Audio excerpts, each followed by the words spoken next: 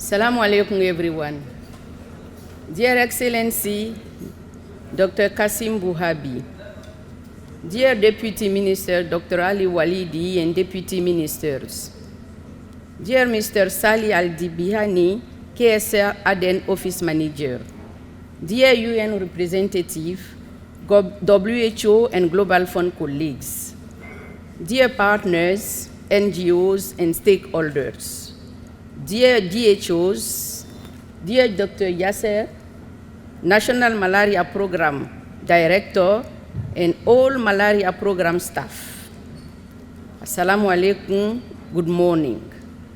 I would like to convey to you during this day the key messages of Malaria World Day on behalf of the regional office and HQ. It's really a pleasure for me to be here today with you for such an important infectious diseases on this World Malaria Day 2025.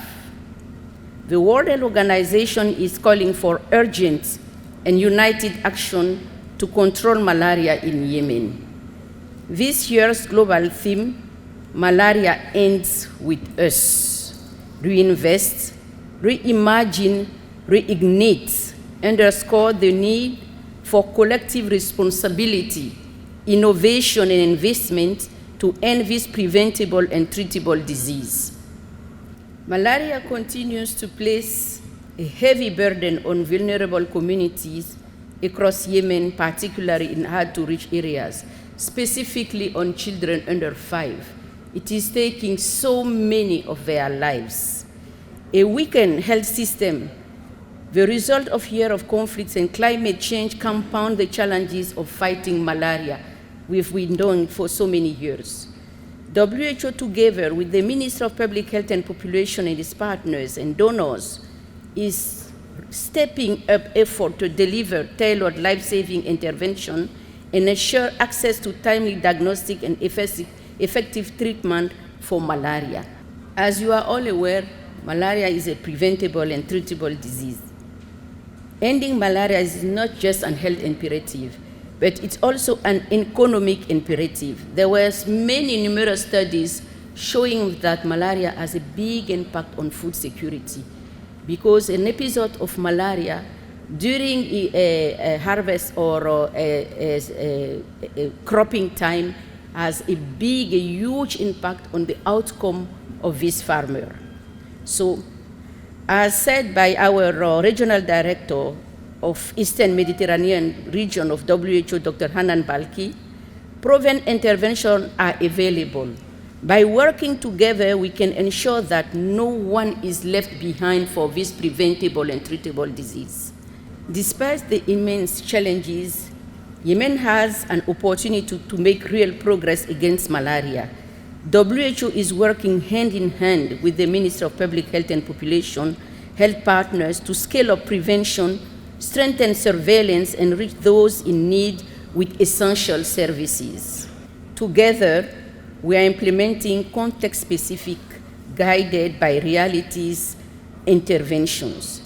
They include enhancing the surveillance, as I said, essential drugs, prevention activities, promoting community to get their involvement in the malaria prevention and treatment.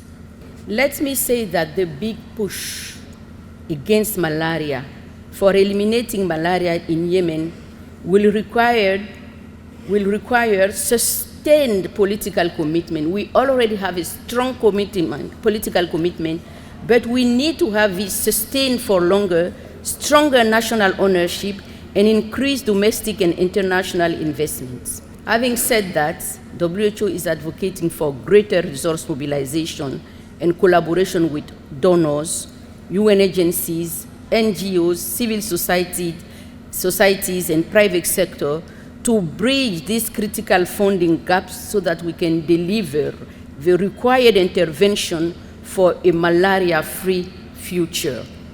I will not end my talk without saying that during the 4th Riyadh International Humanitarian Forum, WHO and King Salman Humanitarian Aids and Relief signed new agreement to tackle urgent health challenges including the allocation of 12 million to support malaria prevention effort in Yemen. The funding will help protect lives, strengthen Yemen's health system, and support the response to health challenges caused by prolonged conflict in the country. Malaria elimination in Yemen is an ambitious intervention, but yet it's an achievable target. It may take strategic investment and strong partnership, but be assured that WHO remains fully committed to supporting the government and communities across Yemen to fight malaria and to have a Yemen free from malaria. Thank you very much. I wish to all of you a very good World Malaria Day.